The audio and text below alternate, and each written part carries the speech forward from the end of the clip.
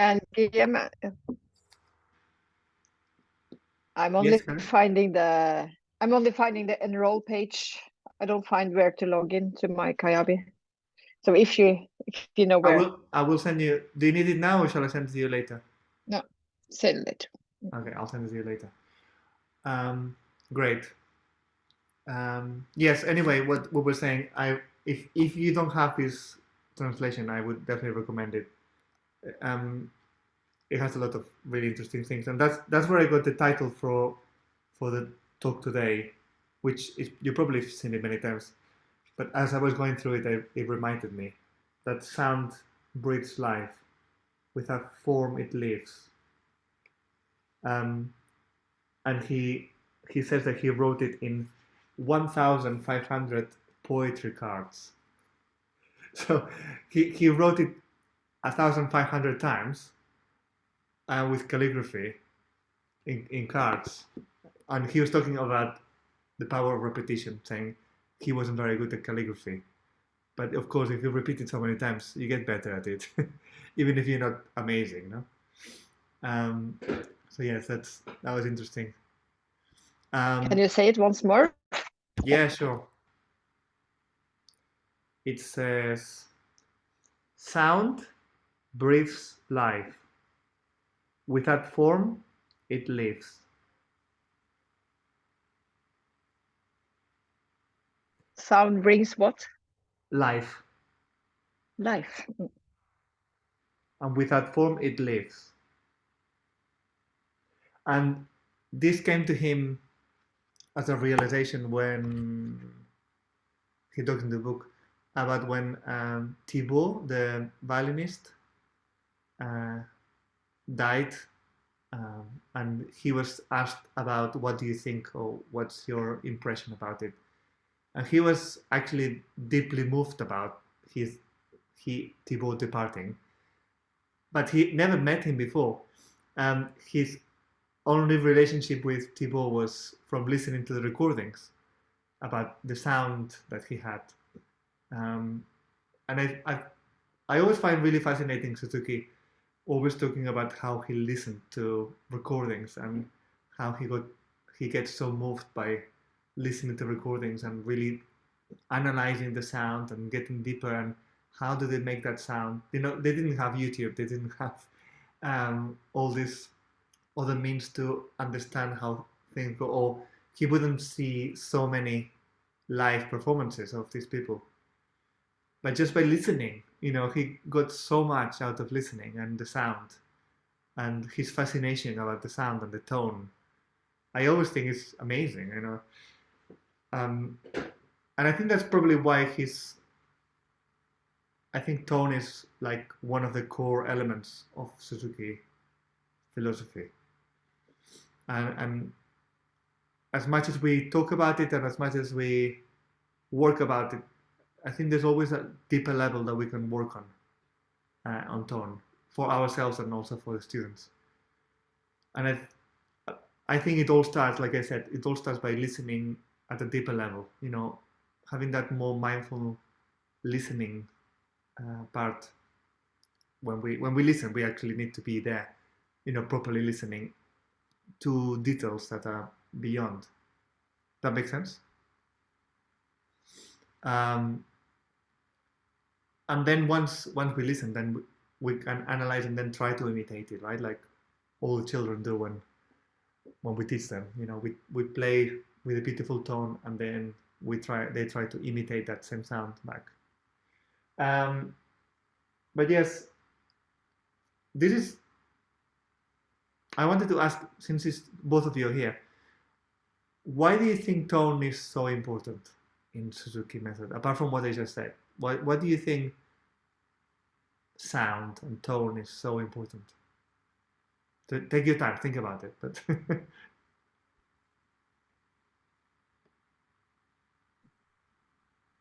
Carrie? It's because it's the reflection of yourself in a way. Your tone is, you get this how your body is and how your mind is, and So you can work on your mind and your body, or you can work on your sound, but they are they are like two sound. It's hard to stop. Yeah. Thank you. This is Yes. better. Sorry, Sound I think my better. internet is a bit funny, but yes. So Jana, say what you're saying. Me? No, I think Jana was saying something. Jana. No, I just wanted to say that the sound now is better. The All right, the okay, okay. utilization of crowds. Yeah. Carrie, can you just say it one more time because it got a bit muddled when I was listening to it. Yes. It's like I think about it now is that tone is the reflection of the player that are communicating, of course, with listeners, and it's difficult to make a distinction between your thoughts and your sound in a way, because your thoughts are the quality of your body and the quality of your sound in a way. And then you could it's too when you work on yourself, you work on your sound, and the other way. Yeah, I think I agree with that. I mean, in a that's way, where I'm just now. That's where I'm. yeah. Yeah. No, we're No, just saying, that's where I'm at the moment. yeah, yeah, yeah, yeah. No, Yeah. it's a good place to be. No, I was just gonna say that obviously our thoughts become actions, and through the actions is when we do the sound. So it obviously is completely together in a way. It's direct link between the thought and the action and in producing the sound. So you're right. Yes, in the sound you can hear the other person thinking. I don't know about you, but with my students, I can always tell what they're thinking when they're playing. It's really obvious, you know. Is they thinking about the music or they're thinking about something else? And if I tell them, they're like, Yes. "How do you know?" No, but it's not so easy because you have to change really the quality of your thinking in a way to change your sound. And for me, it's a new way of seeing sound in a way, and to try to understand the quality of my thinking, what it is, and how it interferes with my sound. Yeah, But it's a continuation of the mindfulness practice in a way, of course. to the awareness you have, and to really understand what happens, and to be able to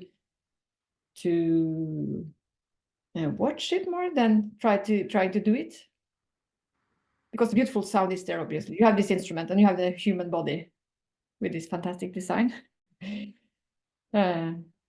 So it's there. It's more a way of not just doing what's needed, but not more in a way. Just observing it more than trying to change or fix anything, which is the mindfulness Yeah, part. probably because probably you have the sound is within you, and you can to be open to what's there. Yeah. Yes. Good. Good. Jana, would you like to add anything? Also, from a piano point of view, it's slightly different, Yeah, or even if it's the same. right. Yeah, no, I mean, we talked about it last time, how, on violin, you can also work on a more subtle sounds, especially once you can, once you start making a decent sound and you go to the next level, of course. Um, there's so many things to be said about tone, I think. I like what Scotty says about that you start from an observation of sound rather than a judgment, I suppose, or like so that then that way that's a good starting point, I think, anyway. And then and also the quality of the mind, I think, is really nice. And then Kari and I are both doing Timani, so I think there's the awareness of doing it from the body, because it's also really amazing when I look at my student now. I don't look at them from a posture, like I don't look at them like this is your posture, but I can see their tension patterns now, and so then I can give them something to improve their sound through like a different giving them awareness through an exercise, and then they feel that part of their bodies better, and then their sound changes. And then it also goes like, then they have to, you have to try to have them listening to their sound so that they can hear the difference between the first one and the second, the different moments. And then there's the other point where, I was talking to a cellist who was also a teacher, and he said he notices that the students are imitating his sound, and he also has his youngest daughter is studying piano with me, and he said, yes, it's really interesting when you go to a recital with your students and somebody else's students, you can really hear the difference in sound because the students imitate the sound of their teacher. So it's there's that as well. And then there's one more thing I was thinking about, is that when I started teaching, I remember I was teaching much more from my eyes because I felt very insecure maybe about my ear. And then there was this point where I remember my teacher trainer, he was always walking around the room when he was teaching instead of just looking at his students. And that for me, I was like, okay, maybe I need to, after I've seen what I need to see and have got my insecurities away from the visual, I turn around and just listen to my students. And I started doing that more and more as the years passed. And now I think that's a really interesting training, because it's exactly what Suzuki did, right? He was listening to tapes from students all over the world, and he was able to tell them, Yes. what to do, which is just incredible. But then I think you can train that as a teacher. You can, little by little, just listening and then hear and listening to the quality of their playing and the tone. And I think it's absolutely a reflection of everything. So it's, that was really my thoughts. But then it was interesting with pandemic when I was teaching online, because I sort of could see the sound. Probably I could not see everything, but I could know what to work on even if I didn't hear them very well. And I find, I don't know why, but I have trouble with my sound, but my more advanced students, I think, often develops a very good sound. Okay. So it must be something else that I'm doing well there, and they develop good vibrato and a lot of nuances in the sound that I cannot produce. It's sort of just frustrating. Or maybe they are listening to a lot of other players as well. Well, you're obviously doing something right if they're able to do it. But why you're not able to do it? That's a good question. That's about what. Sorry? Yeah, I'm working on it. Yeah, I'm working on it. I'm trying to find out. But there was where I came to the quality of thinking and not to interfere.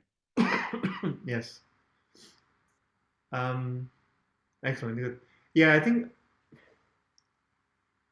the other thing about tone not being the same as sound is similar, but not. I don't think it's exactly the same. And I like the way that Suzuki frames it as in living tone. Something that is alive, that is constantly changing as well. It's not something that is always the same, right? So something that you produce every time you play, you produce a different sound, and it continues to change with you. Like you said, with the thought process, I think thought process is part of it as well. But I think it's not that it lives on its own, the sound, but it lives within you as well. It's kind of part of your being as well. And I think that's really interesting, because if we approach sound in that way, it's a very different way to do it, instead of just trying to always make the same sound. Let's play the tonalization, let's make this sound, okay, let's do it again, let's do it the same sound. It's going to be different every time, because we are different every time. And because we're different and we are alive, so is the tone, and so it keeps changing. And then on top of that is also the partnership we have with the instrument. And I'm gonna talk about violin because it's a bit easier. Because piano, you have a different piano everywhere you go, so that's a completely nightmare. You know, I don't know how you do it, pianists. That every time you play is a different instrument. But even with your own instrument, you know, I have a violin here because I was teaching. You know, even with your own instrument, it keeps changing every time you play. It is different. You know, the weather's different. The the the strings might feel different.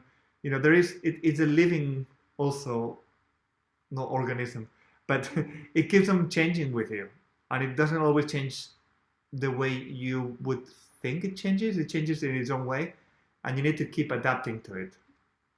That makes sense. So you need to find how I work with the instrument, and I guess for pianists it's the same. You know, like I was saying, if it's a different instrument, you need to adapt to the instrument you have, and you need to find your sound in combination with the instrument that you're playing with. At the end of the day, it's always your sound. Like I said, it keeps changing, but it is your own sound inside you that comes out. So I think I don't know, it's fascinating, and there's always a lot more that we can explore in that way, individually as musicians and obviously as teachers. I think for our own musicianship, for our own playing, and like both of you said, you know, or I think Jana was saying more like how the student will imitate your sound. You know, it's really important that we keep working on our own sound as much as possible, even if they get better than you. That's great, but you know, the more we think we work on it, the more they're gonna get out of it. And that process we can also teach to the students. We can also tell the students how we work on our tone, and then they can do that same when they get more advanced. They can also get to that level that, you know, they can really think about the tone, and they can keep working on it and at a different level. I have a student who is quite advanced, who went away for a week with school, and he couldn't play the violin. And then we had a lesson, and he was like, "Oh, my tone is not great." And then we had another lesson the following week, and he said, "It took me 5 days to find my tone." It was such an interesting comment,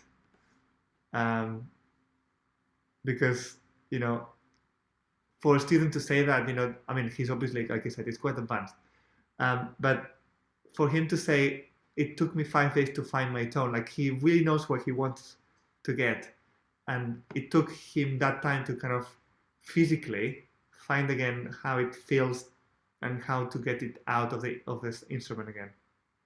So I think I mean, it's great if you get to that level where you can talk to your students about tone in that way. I think it's amazing. It could also be like that you have to learn how to trust your inner tone in a way.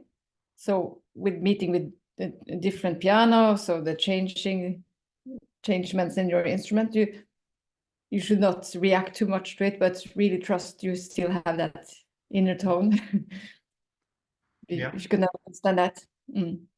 And I think for the imitation of the sound is even more that they imitate our postures and our attitudes, and that makes the differences in sound as well. True, but I mean, there's also imitation of the sound they hear. I mean, like you said, they also listen to really good players, and they might just listen to them. You know, by just listening to them, you can also try to copy the sound. It's not. I agree with what you said. But I'm saying on top of that, you can also try to just imitate by sound. And that's it. That's the other thing I was thinking today when I was. Sorry. Go ahead. I think if we will really try, like you said, over again with the tonalization and make the sound, and we put on more and more tension to get that sound, and we try to find the correct sound, and that makes it more difficult actually. And to just okay, this is today's sound. And maybe that's a better way or easier way into it as well. Yes, I agree. And Because like I I'm was saying, looking, it's trying alive, to so it change. keeps changing. Yes, exactly. Yeah. No, good. Yeah. I completely agree. That mindfulness approach to it definitely is a much better approach. And then I was also thinking that how do we actually produce the sound? Because there are so many muscles involved. There's so much going on just to produce the sound that it's impossible for us to really think about every single thing, that every single movement that we need to do to play that sound the way that we want it. So obviously there's all the training, and the more training we have as a player, the more we can get the sound that we want. But it kind of goes beyond that, because when we try to make a sound, we kind of think about, oh, I need to, like you said, move the bow this way, or I need to make more heavy, or in the piano I need to play with in this angle or the other angle near this. There's all these things are part of it. But when you ask a student to imitate the sound or to make a sound in a particular way, they kind of think like that. They have to think it in a different way, in a more intuitive way. And I think that's where we get into that intuition part of Suzuki, like he talks about that.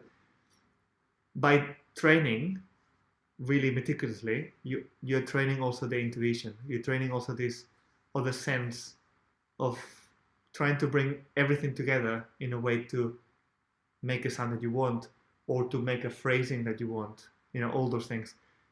And I think that's also fascinating, because we go into a different level of thinking. It's not thinking about, I need to move the arm this way, I need to make a nice heavy arm to be able to produce that sound. It's not that. It's so much more. And I don't know about you, but when you have students that are very rational, they find it very difficult to make a good sound, or to do anything, but in general to make a good sound, because they really have to think about how they're doing things. And that is like another problem for them to get to the right sound. I don't know if I'm making sense. I'm saying a lot of things. Yes, Yana. Perfectly. Sorry. Yeah. No, it's fine. Go, Carrie. Go first. It's fine. No, that the body is made in a way that you cannot decide or control all things. You have to have a clear vision of the sound or hear it. And for those students who have a very clear vision of the sound, the body can make it by itself. You don't need to do all the small things, because the body is made to perform the things you need to do without thinking. Mm-hmm. Yeah. Yana? Yeah, I was just thinking about that recently. I also have, of course, just like everyone else, rational students. And I had a student that would never really perform musically. I could explain things to her, and I would just didn't know how to get her to listen more to herself and to trust some intuition. And I never could decide if it was like she wasn't really feeling the music or it wasn't really listening. I didn't know what, couldn't figure it out. And recently I started practicing with her sections, not in a row in the music, but I would just go somewhere in the middle, and I would assign her a new piece, like starting somewhere completely random. Like I would not start from the beginning, so I would assign her just crisscross sections, kind of going from difficult to easy a little bit. And what I noticed is that if I would cut that up in such a small part, then even working on sound and on phrasing and on listening, it made a huge improvement in this student. I think because I'm not sure, maybe because it was, and I noticed that it was another rational student as well, because I just started doing that with everyone because of something else. Molly Gabriel was someone that really influenced my changing that approach with students. And with the rational students, that really influenced their musical, yeah, like their security in that. I don't know exactly why, but suddenly they were able to incorporate that aspect into their music, and they were able to listen better to themselves. So that was quite interesting. I'm not sure why yet, but it's just something that I noticed recently. Yeah, I mean, obviously, I don't know why, and I didn't I didn't see the process. But obviously, one of the things you are saying is just breaking it into smaller steps, which is something we learn in Suzuki method, right? They know that to be able to, you always need to do a step that they are able to be able to get to the next step and I know build it up from there. Um, maybe, and that's a maybe, I don't know. For these rational people, they just needed something that was comprehensible from a rational point of view to be able to work on something like tone and musicality. So maybe what you did with is great, just getting that there is more section, even if it's difficult, but making it small makes it much easier. They don't need to think about all these other things, and their attention can go into the sound instead of going into how to play or how to move the fingers or how to whatever it is that they had to do, or the rhythm, or I don't know. Yeah, and There's, yeah, I yeah. think also not doing the piece in order, because I think having learned, we're so used to learning either from top down or down up. But I think especially since book one is, most people don't do it from, like, most people will do book one at least in piano, because they're so short the songs, so they will do so much playing through, and you get kind of used to that. And so I think having the small sections and really having to stop, that really help these students. So yes, I think it's definitely that for sure. Um, but also because they otherwise they just start playing and they just turn off their brain and they're not listening. Like the from the beginning to the end, you just start and then like they crash into one ravine and they crash into the other ravine, and it's just from ravine to ravine. Um, yeah. So there's less ravines. Yes. Yeah. I also think oh, I forgot what I was trying to say. Um, yes, is the element of attention. If you make something smaller, the attention can be more focused to that one thing instead of playing through, like you said, all the pieces. The attention gets a lot more dispersed, right? There's not so much focus, and if you cannot be as attentive, then of course you won't be able to work on anything sound or anything, right? So I think there's that again, that mindfulness part, that attention that we need to be able to work on sound or musicality or anything more advanced, let's say, uh, more interesting than just playing the notes. So I think yes, attention is definitely just by changing the order, like you said, just doing something small in the different order, the attention changes, and then suddenly they actually are focused on what they're doing. Yes, I noticed also in my own case, I'm also much more present because of this. So I think that being present also really helps to get that, also getting into the sounds a lot more. Um, and then also, can I say one more thing? It was just one more thing I Yeah, wanted. of course. I was reading somebody's post on pianist, who was talking to this amazing pianist that I think has the most beautiful tone. And he's a Russian pianist called Arkady Valados, and Yes. I don't know, I've never heard somebody playing in so many soft tones and then all of them being so different in quality. It was just I'm always it's like listening to the Boarding Quartet. They also have this like incredible like velvety different sounds and things. So I was just really impressed with that. And he talked to this pianist, this person that I know, and he said that he asked about his tone, and this guy replied, you know, that it comes from the heart, and then he was talking about maybe people don't have this type of focus anymore these days because people are distracted a lot more, and then I thought it's you know, in the end he cannot really tell people why he makes such a beautiful sound, because I mean, just saying it's from the heart, of course it's from the heart. It's so part of him. I mean, nobody makes a sound like he does. um and um, and I think it's also in a way it's so hard to reach it by just this general concept. I think it's I think I'm sorry, I'm babbling. I was just thinking about how to reach it through this intuition, and I really like this idea that Kari had about observing, because I think that is really the starting point.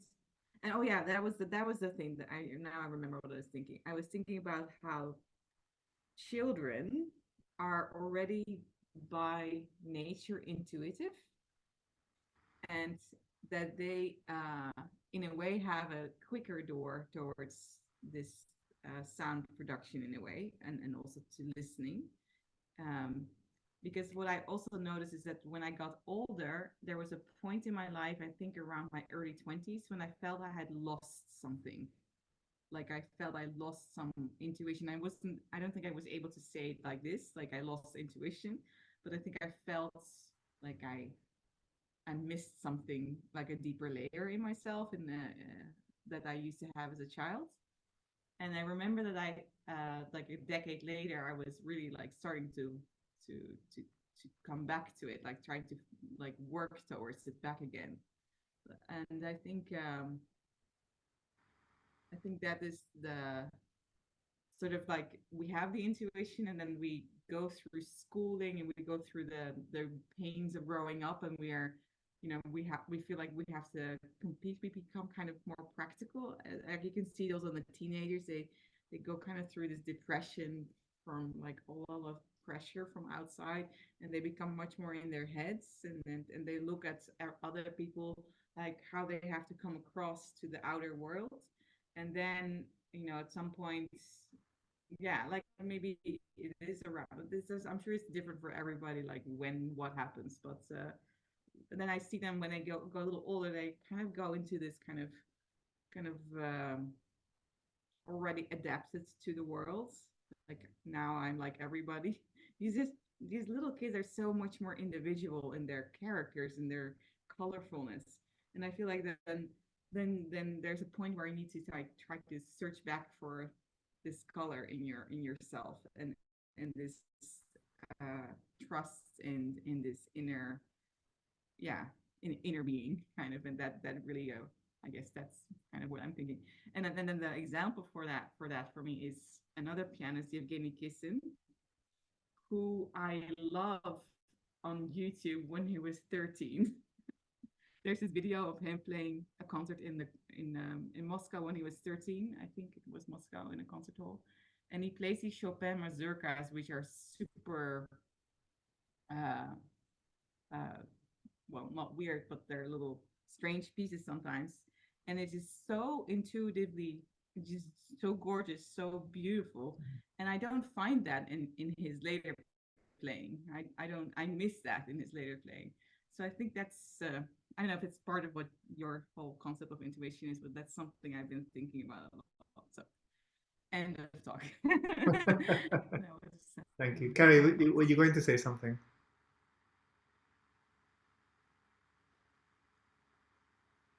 Kari, were you going to say something? Yeah, Miss Frozen.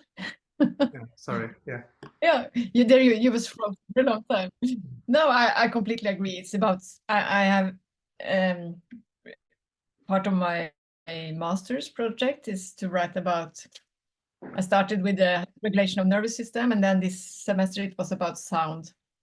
And I looked into how the string works and the physics, and then it was Timani, how the tone of the muscles in the first with the sound, and then in the end it was I found this violinist and Alexander teacher called Jennifer Roig Frankoli, and I mentioned her to you. Yeah, she's working touch-free Alexander technique. It's mostly about how to let go and to be true to your gut feeling in a way. She has different attitude. It calls the awareness attitudes to start to feel when you don't let go. And like grown-ups, we really practice not to let go and to control what we're doing. And what she then says with the sound, that is, if we let go, actually the nature and the body is made in a way that will produce it, and the instrument is also made in a way that will make the sound. So the intuitive young pianist, he then didn't try to control it so much because he trusted what was already there probably. And so, but it's so interesting. Yeah. And that's what the sound is. What people, if you are religious, think is God or inspiration, or when you feel the flow. That's the reason why we play music, I think, because you're looking for that, or for me at least, to find that feeling and a way of expressing yourself and being one with your instrument. Yeah. More to communicate with myself actually than to communicate with somebody else. Yeah, I mean, there's so many things here that you both said that are very interesting. But just what you were just saying now, Kari, I think the sound is both the vehicle of the way we communicate, is the way we communicate, right? We communicate through sound, but at the same time as being the vehicle is also the content. So it's really interesting because we communicate through sound, but the sound itself is also what we're trying to say. So, and of course, musicality and all those things. So yeah, sound has that combination, and of course, it has all these other levels, like you said, like almost like godlike. But is that way to communicate with somebody else, to connect with somebody else, even with yourself, right? If you're communicating to yourself. But is a connection that we have with ourselves and with other people that we find as musicians so interesting when we play with other people and we have that connection with another musician that we play with, for example.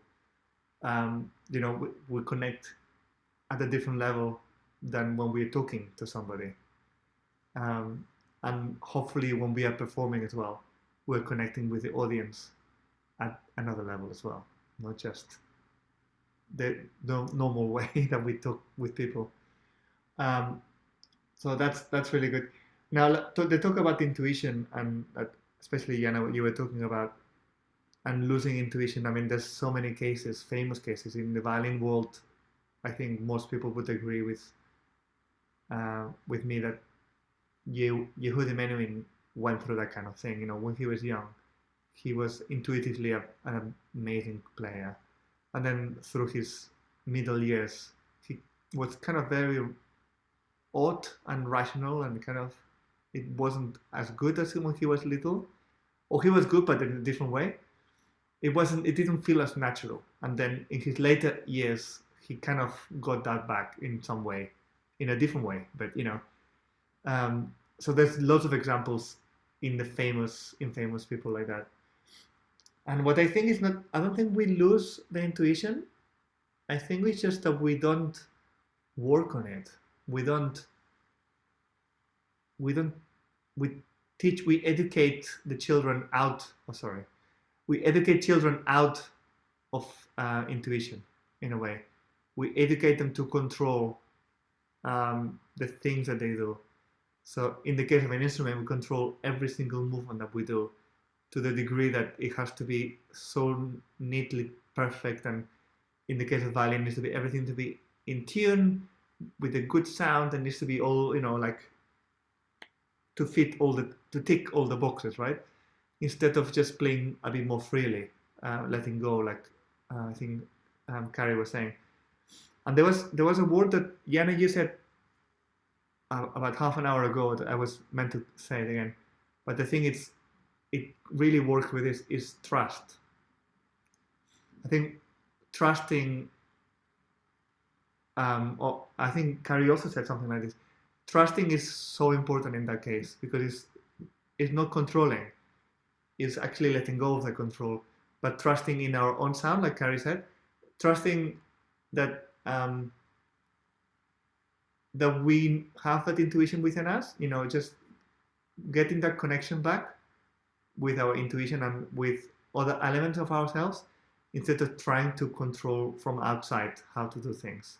So I think that trust is super, super important, and that goes back to the non-judgment mindfulness idea of observation. But observation can be a bit passive sometimes, but I think trusting can be a little bit more active. Like you do trust, you let go, but you trust and you do the things in a different attitude as well. Yes, Carrie. Yes, it's also another thing is how your observation is. If you are listening and looking for the things that are not working, or you're listening for the things that are working. Mm-hmm. Because as you get more of what you focus on in a way. So if you focus on what's working, you probably will get more of that. Instead of many teachers is just looking out all the places that are not working. And then it's getting worse and worse, or more tension. And yeah. So just really look for good things. I think that when you look for the good sound, and then you'll get more of that. It's a positive attitude that we have in not positive attitude as in just being positive in Suzuki, but I think it's like you said, just focusing on the good things and increasing those good things instead of focusing on the bad things, because then, like you said, the more you focus on something, the more it gets obvious and more in your face in a way. Yes, even if it's seen as good teaching to really point out for the students the places that are not working. Yeah. But many students, they can actually, if you ask them, they know it themselves.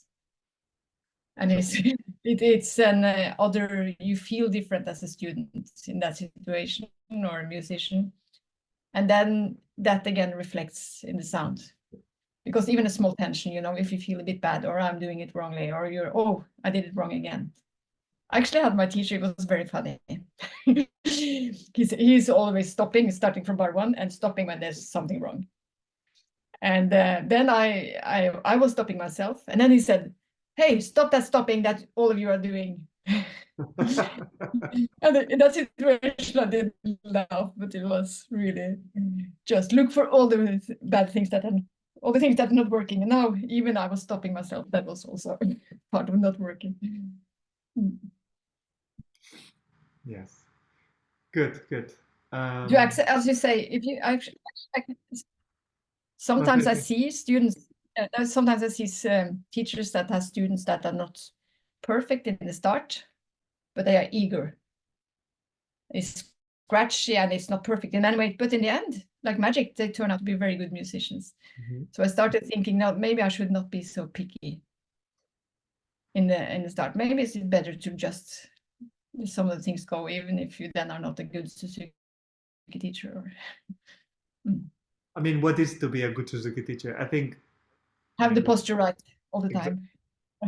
True, but I think there are some basic things that need to be correct, because otherwise you're creating bad habits. Then it's a lot more difficult to change later.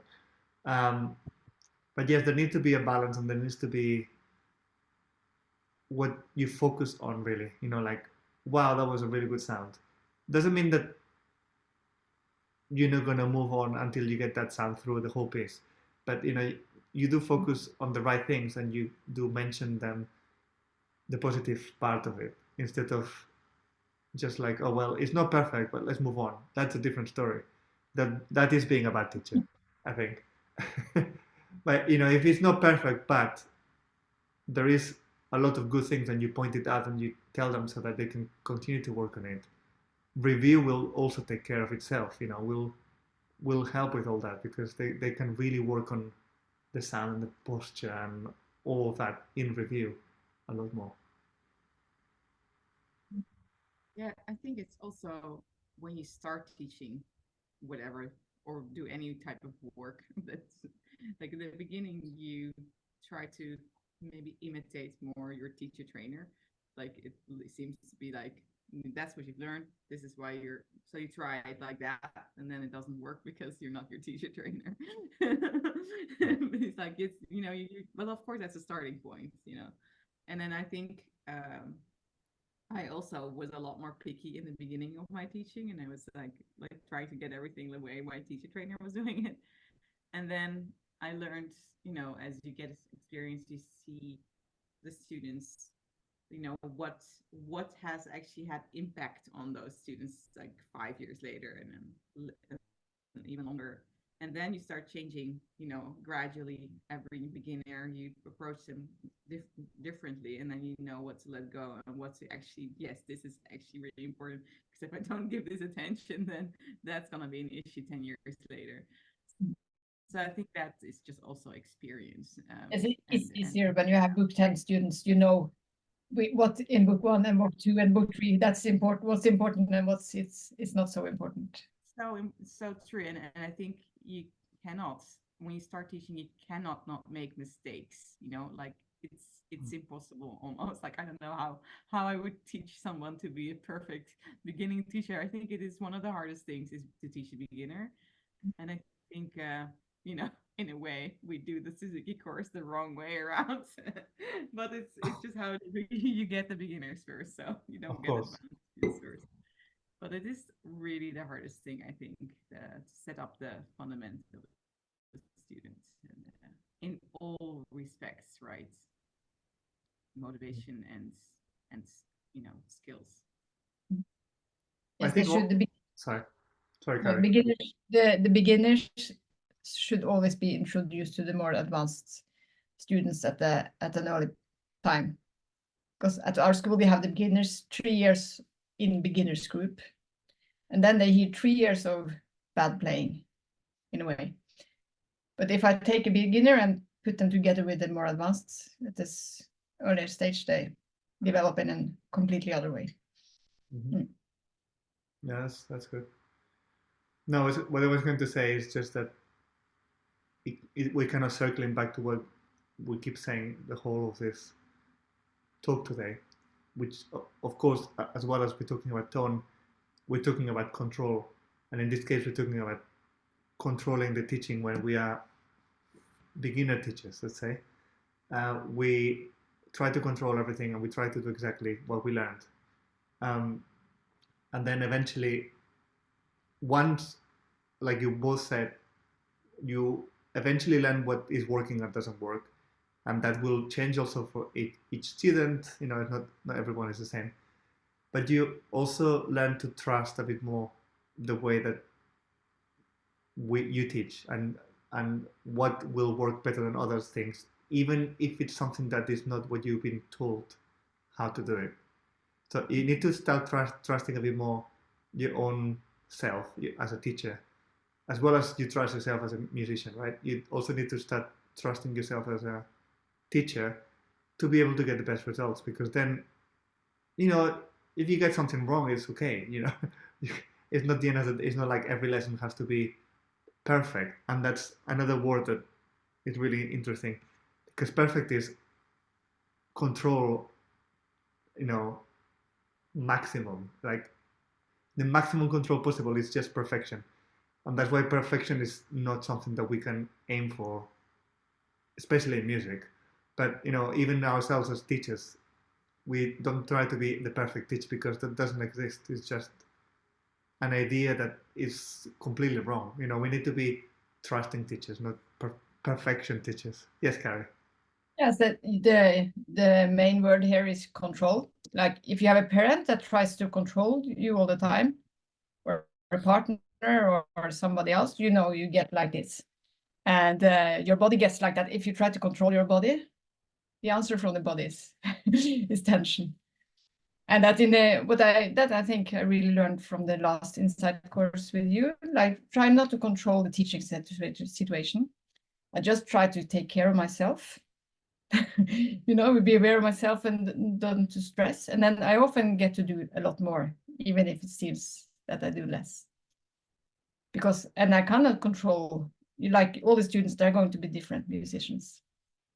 So I try not to control them too much. Mhm. But the problem there, again, is the parents, because some parents are really controlling. Do you have that? They try to, Yeah.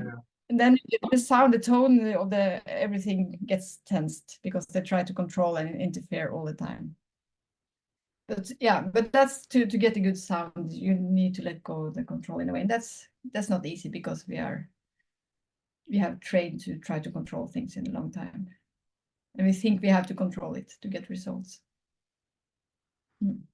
I mean, I see it in myself as a parent trying to control how my daughter does things, um, in general, but in violin as well, like, or in piano, trying to control, but you can do, you can how to do this. Come on, you're trying to control and make things kind of work better because you care so much in a way, but it's not really the best way. The best way is to let them really find their own way to trust themselves and to find the end result. And I'm still learning, I'm sure we all are. But I think this control thing is also something we learn in society, in life. So it's just unlearning that, of letting go of that control and trusting, and something that we don't get taught how to trust at school, or And actually, yeah, in a way, you have to stop to care, in a way, if your daughter is going to be a musician or not, or if she's going to learn it the correct I way. don't care that, but Yeah. yes. Probably the moment you stop to, well, but the moment you really stop to care about it, you just are there, then it's the bigger chance that it will develop in a way. Yeah. But the difficulty is how to do it, because you cannot just start being on the internet all the time and don't care about her. But how to care without control. Yes, Yana, yes. I was thinking about what a parent said to me, because we talked about this topic, and he said, in the beginning he thought, okay, so I just need to do it through love and being nice to my child, and then of course that didn't work because the girl is pretty what do you call it? I think she's pretty controlling, actually. She wants to take control of everything. So, and then he thought, okay, so I don't want to be, get angry at her. So in a way, the way he put it was like, I still have to take the lead, but not be in control. And I think that's a nice way. Like you have the lead, but without feeling like you're controlling it. Like you're still the parent, you're still the teacher, you're still conducting the lesson, sort of say, but it doesn't mean that that's like a really thin line, right? Because it sounds like the lead means also that you're controlling it, but it's kind of like you're giving the direction, or Yes, you have guidance. structure. Yeah. You sort of have the structure of the lesson, and that it still can change, but you yeah, I kind of sometimes I have these little techniques with children that are always either asking questions, or they always want to do, let's do this now, let's do that now, like they're always trying to kind of take over the lesson, and you cannot always follow the students. So sometimes I say, oh, that sounds really, I'll admit that it sounds like a good idea, let's do that in a little bit. Or I will, if it's like they're always asking questions, and I will answer one of them, and then I will have to ignore the rest of the questions. So, or I'll start playing something. So there's like always this, like, you don't want to ignore them completely, but you don't want to. So that's like like that where you're maybe more of a leader, where you're acknowledging them and you understand, okay, this is important to them, so I have to insert that element somewhere so that they get it, and also sometimes be taken into their sometimes they going it with them, and then from there going to something that can help them even more. But I like that how he discovered this for himself, that yes, oh, it's taking the lead rather than giving in all the time. And I thought that was really nice way to put it. For me, it also helped when I realized that I want my children to learn this, but they don't have to know it. You know, maybe they have some other main interests, but I want them to learn this. But it's okay that it's not your favorite thing, but we still do. And then gradually they really started to love it. Yeah. Mm. Yes, yes. I think it's really interesting our talk today. Just to finish it off with what we were saying at the beginning with sound, is the same thing, isn't it? We cannot control it. We cannot control the sound. Sound is something alive in a way, and it keeps changing. And we just need to trust that we have it inside us, like we were saying earlier, and we have the connection to it. And that trust that we can actually produce a good sound for the students, we trust that they have it in them, and you need to tell them to trust themselves, especially if they start to overthink things, and not to control it, not to try to control things to get what they want, but to let go and to try more trusting instead of controlling.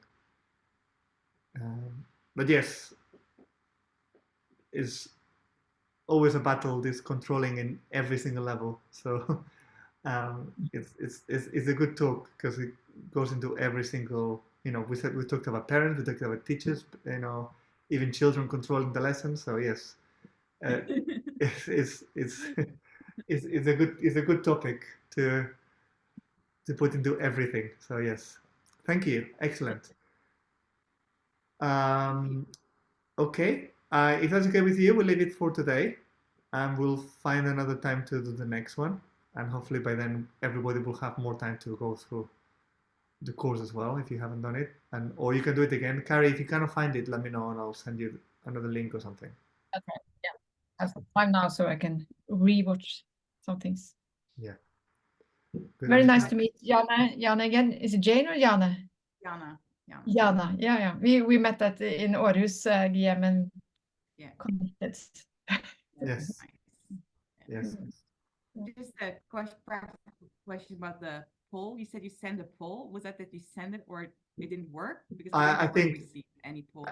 I think I added you after, so don't worry about it. It was just about whether you could make it today or tomorrow. That was all. I was just trying to get people to know when people were available, because I had the option of today or tomorrow. But yeah, I'm glad that you're here, and it's okay if you cannot be, but it's a lot more interesting if you can be live, of course, because then obviously you get to talk and yeah.